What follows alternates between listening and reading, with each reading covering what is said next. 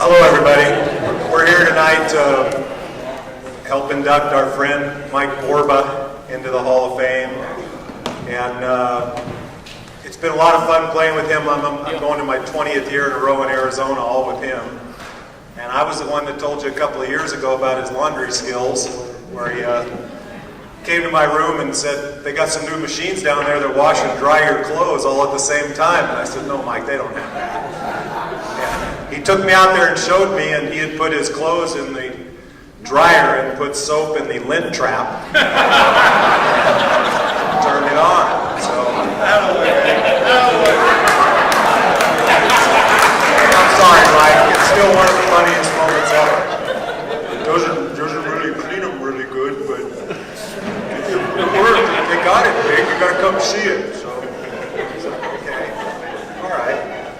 But anyway, he's also the man after 20-some years of playing with him that probably has 30 nicknames. So we had to narrow it down to the top 10, because I've been stuck with Bake my whole life. He's been Kepi his whole life, but this guy gets a new nickname about every 18 months, and some of them are pretty good. But we're going to start with the top 10, and I'm just going to say what they are, and then Dave will kind of fill you in on why. You got that right. Number 10, Mikey Baseball.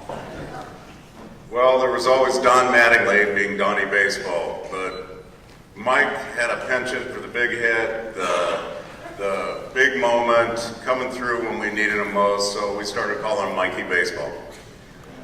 Number 9, Borba's Alley. Yeah. Okay, so hitting prowess. He can look like the worst hitter on earth for 1 or 2 pitches in a row, and the pitchers look at him and go, oh, I got this guy, I'll just blow a fastball by him. All of a sudden he has perfect balance, perfect plane on a swing, and he crushes something in the gap, and that's why it became Borba's Alley. Borbalinski.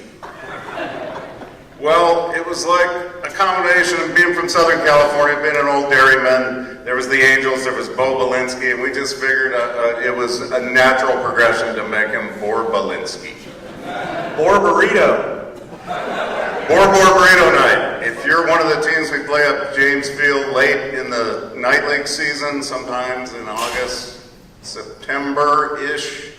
Mike, out of the goodness of his heart, is cheap and thrifty as he can be. Every year he hosts Burrito night. Well, he goes to Maria's Mexican Tacos.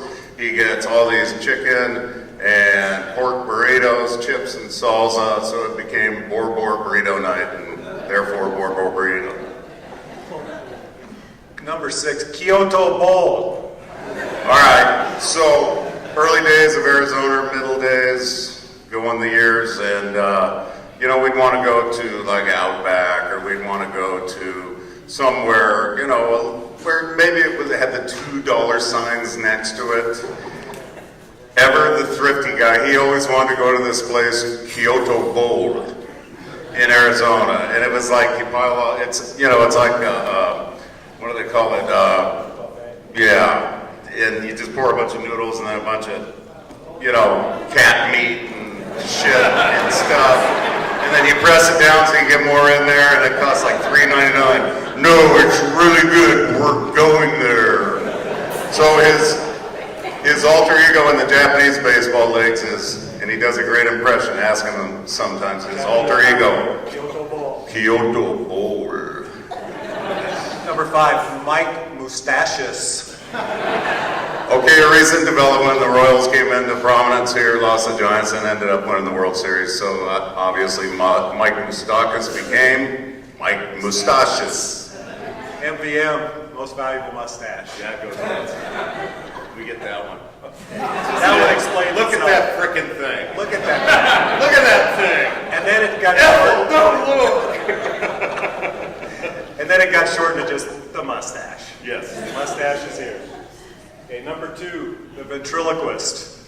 Okay, now y'all have talked to Mike before, most of you. You have no idea he's actually talking. You hear words, and maybe you'll see the mustache ruffle once in a while, but it's like he's a frickin' ventriloquist, seriously. And Mike, I hand it over to you so you can announce number 1 on the top 10 list of Mike Borba's nickname. And you'll see why. Super Mario is in the house. You guys say more?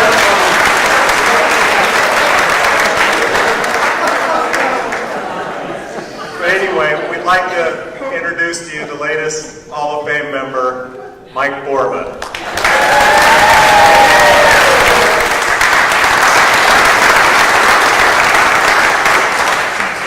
Before I get going too far, this is really quite an honor.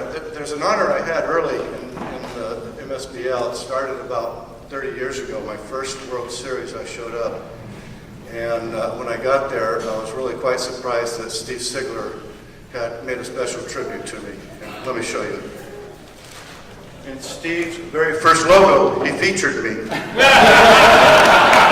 was so happy about that.